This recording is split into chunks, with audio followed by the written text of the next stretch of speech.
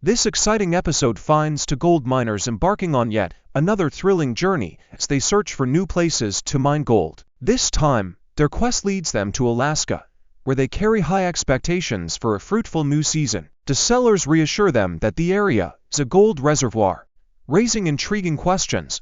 What is the history of the previous mining firm that operated on this ground? Why did they abandon such a vast treasure? Do the vendors really claim the site is a true gold mine? Following a stunning $400,000 gold haul in a recent episode, the decision to mine in Alaska, about 20 miles north of Fairbanks, requires serious reconsideration. One of them calls in his reliable partner to help assess the claim. As they travel, questions arise about the motivation for shifting operations to Alaska. It's explained that while the ground may be deeper, the area is far richer than their current Yukon site. Based on prior experience, this could be a worthwhile trade-off. The previous year, while drilling test holes through densely packed clay ground, a pay streak was discovered that was 4 times richer than the Yukon claims. However, digging deep isn't currently feasible due to a 4-month delay in the wash plant designed specifically for this terrain. Upon arrival at the claim, they encounter the daughter of the claim owner and her husband. Before any deals are made, they greet one another cordially, but the partner must still be convinced of the site's potential. It's stated clearly, the owners must persuade the skeptical partner that operating a business in Alaska is truly viable. The daughter and her husband express optimism, believing this historic site could save their season. She appears confident and even enthusiastic, something that could sway the partner's hesitation. She promises to guide them to spots where gold has been found before, asserting there's still much left to discover. Excitement builds as the group ventures further into the field to examine the claim. Upon spotting an ancient dredge, a curious observation is made. It's suspected to be an old dredging bucket or perhaps a fragment of punch plate from the dredge's earthquake days. It's also suggested that it might be a tremor screen, albeit a small one. The partner notes it's much tighter than what they use at Big Red, referencing their current mining setup with an inch bottom deck. The more historical information they can gather about the methods of the old miners, the better they'll understand the site's true potential. Based on her field experience, the daughter offers a theory. Any large gold the previous miners couldn't extract would have been left behind, making it available now. The partner agrees. Led by her, the group explores an area first mined in the early 1900s. Tracking deeper into the claim, a pan test comes up empty. They analyze the soil, and the partner predicts it's all drift tailings. The daughter concurs, explaining they've punched multiple holes, all revealing drift tailings. But they all agree, just because the first 10 doesn't yield gold doesn't mean the next one won't. This isn't new to them, they've been through this before. The partner remarks that they're used to not finding gold right away.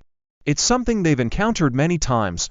She agrees, albeit sarcastically, that finding gold isn't easy. Still, he keeps investigating, particularly at the dredge site, trying to piece together how the earlier explorers worked. He determines that everything was brought up through shafts. The daughter confirms and shares what she knows. Before the dredges, this area was drift mined. That means there's a gold-bearing stratum still down there. Now the partner is beginning to understand.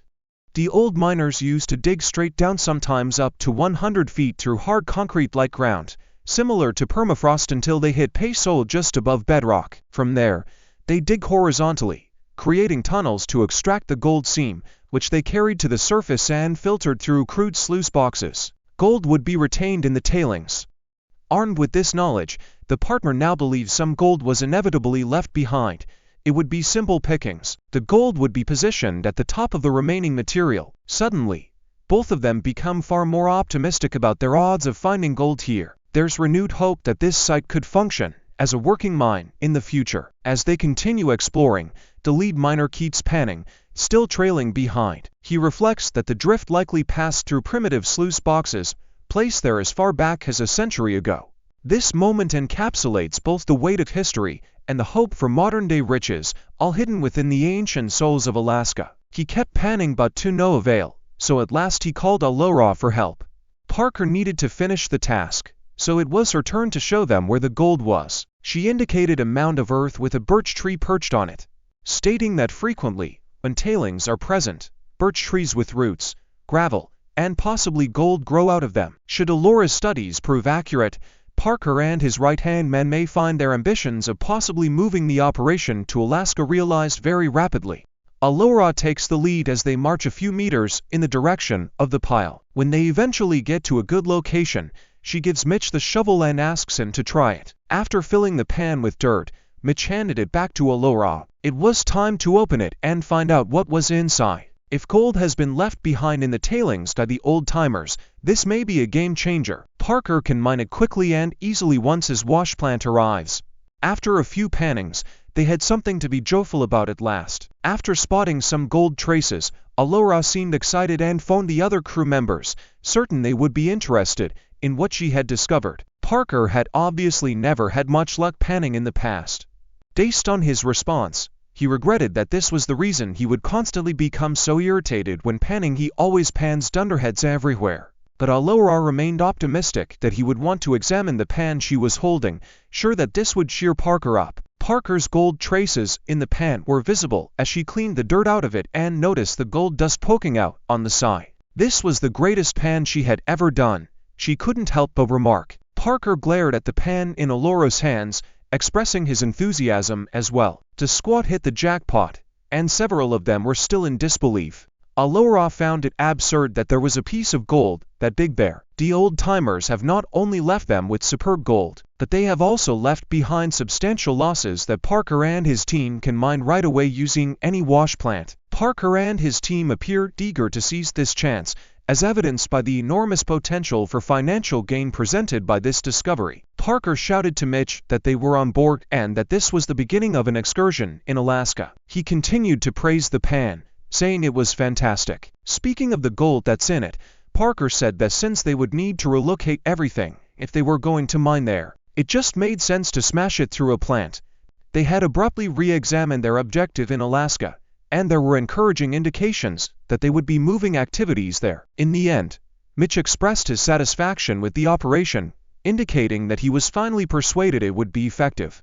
In closing, he expressed his confidence that they could have a great season there and stated that if they can sluice it, they won't need to strip Indian Island. Tyler Lee's major goal, while Mitch and Parker were absent, was to make sure everything was going as planned and to reassure them that they could rely on him to handle everything worrying-free. Throughout the week that Parker and Mitch were gone, they kept Big Red under Tyler's supervision at the airfield and carried out the Yukon operation, transporting a lot of heavy gravel.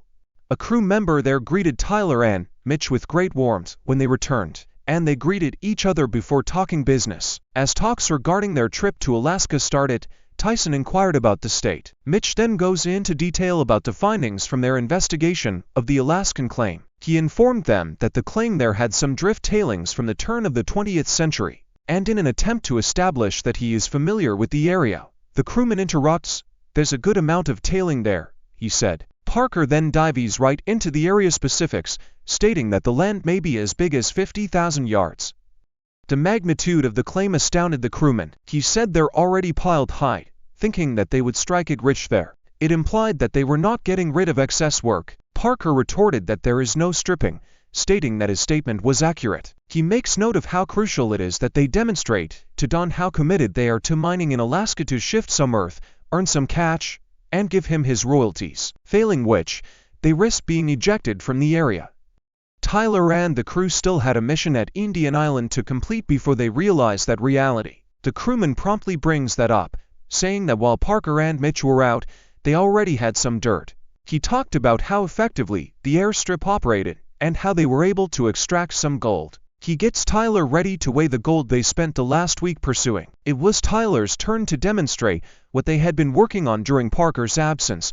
Tyler counts as they weigh. As the man starts to pour the ground gold fillets into a pan, Parker estimates that Big Red will produce about 1.8 ounces per hour. At the airfield this week, it operated for 90 hours, so it should yield about 160 ounces. Mitch and Parker are left quite impressed when Tyson Lee counts up to 245.0 ounces of gold. They found that week much more than Parker had anticipated from them for the week. Mitch thanked the staff for a job well done and stated his opinions in a straightforward and concise manner in the two veterans' absence.